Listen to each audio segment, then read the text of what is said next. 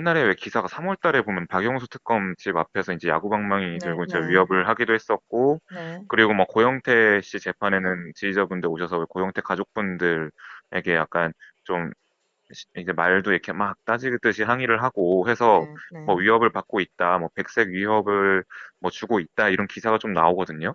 근데 네. 요거는 어떤 심리로 왜 이제 문제가 될 것 같기도 한데 좀 왜 그러시는 건지 궁금하기도 해요. 지지자분들께서 왜 박영수 집 그러시는. 앞에 갔을 때 저도 갔었어요. 한번 갔는데 네, 저희가 그 길 앞이었었고 박영수 그 아파트는 멀리 떨어져 있었어요. 네, 예. 그런데 저희가 그 정도 그 분노 표출도 못 하나요? 음, 그러고요. 고영태 사건에서는 저도 들어갔었어요. 재판에요? 들어갔는데 네. 재판에 들어가고 끝나고 나서 사람들이 욕을 했었어요. 네. 네, 당연히 저희는 고용태로 인해서 이 사건이 생겼기 때문에 저희는 분통을 터뜨릴 수밖에 없었고 그게 살해 위협을 느낄 정도였나요? 박 예, 대통령에 대한 박 대통령에 대한 광화문에서 벌어진 그 사건은 어떡하고요.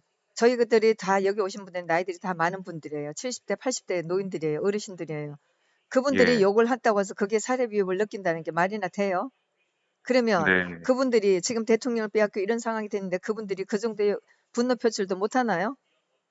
예. 말이 안 이게 되죠. 제지받을 위험이 좀 있잖아요. 법정에서 계속 이제 그렇게 위협을 하면 출입을 좀 어, 금지한다던가 제지받을 위험도 있고, 물론 그리고, 재판 중에는 사실 그거는 안 되죠. 저희가 어머니들이 한 거는 재판 끝나고였어요. 나오면서 재판 끝났습니다 하고 나오면서 그렇게 한 거예요. 음, 그러니까 음. 뭐 지금 이렇게 하더라도 분노의 표출이지 큰 위협은 아니다. 사법부가 큰 위협을 받겠냐 이런 입장이신 거죠, 지지자분들. 당연하죠. 저희 재판 끝났다고 해서 나오면서 복도에 나오면서 그렇게 했는데 그 노인네가 70대 노인네가 어, 그 몸도 가늘보고 다 저 지금 외모도 작은 노인네들이 죽일 놈 살릴 놈 했다고 해서 그걸 누가 위협을 느껴요. 다만 분노 음, 표출일 뿐이죠. 물론 뭐 음, 어머니들은 나는 죽기로 하겠다 그렇게 말은 하세요.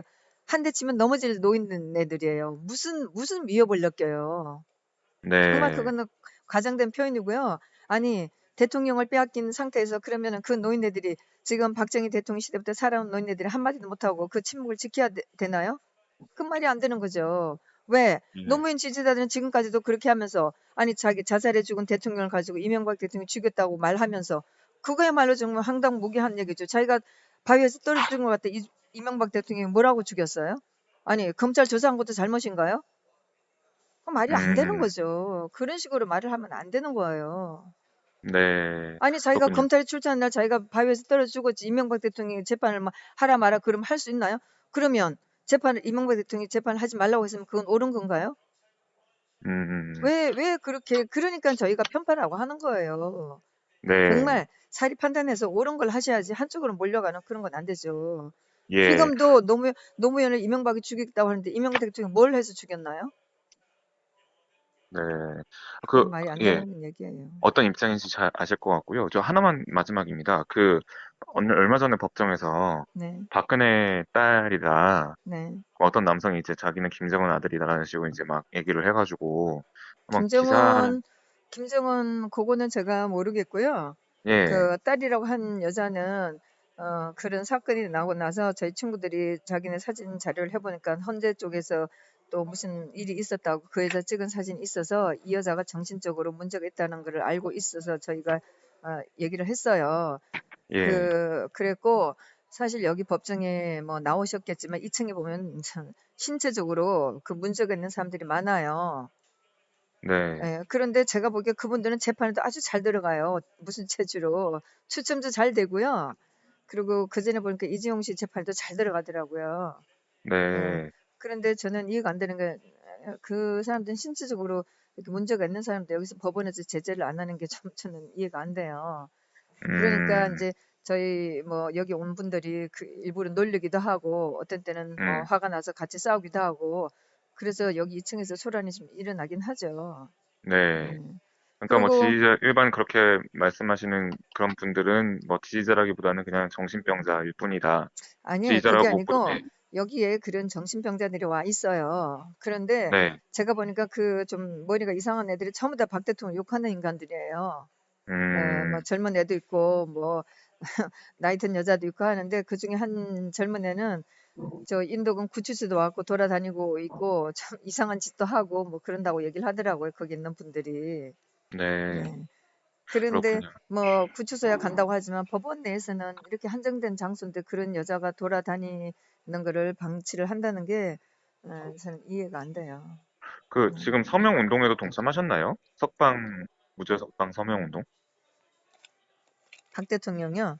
예. 예, 박근혜 대통령 인권 유린 규탄 및 무죄 석방 촉구 천만인 네, 서명 운동하는 거 음, 당연히 저는 하죠. 네, 그렇군요. 알겠습니다. 저희가 지금 말씀하신 내용 네. 왜곡 없이 잘 보도 전달하겠습니다. 어떤 제발, 말씀인지 예, 알겠고요. 예, 제발 좀 제대로 해주세요. 왜? 사실은 저는 뭐 기자들, 뭐 이렇게 하시면 정말 저한테 와서 물어보고 하라고 얘기하고 싶어요. 너무나 편파적이고요. 네, 아니, 아직까지도 이런 그런 자세를 한다는 거는 정말 저희는 억울하고 정말 이 나라 언론이 이 나라가 어떻게 될지 정말 걱정이 되고요. 뭐 저는 조원진 의원을 지지한 사람인데 0.1%라고 하는데 정말 0.1%는 이 나라 정말 걱정하고 있습니다. 예, 알겠습니다. 말씀 감사드리고요. 혹시 뭐 어떤 단체나 그런 직책을 좀 맡고 계신 게 있나요? 아니요, 아니요, 지지하시는 그런 건 아니요. 아니고, 네, 예, 예. 알겠습니다. 감사드립니다. 네, 저희가 네. 예, 전달하겠습니다. 정말 나중에라도 연락 주세요. 필요한 게 있으시면. 예, 예, 자주 연락드릴게요. 네, 박근혜 네, 전 대통령 사안에 있어서. 네, 네. 감사합니다. 감사합니다. 예.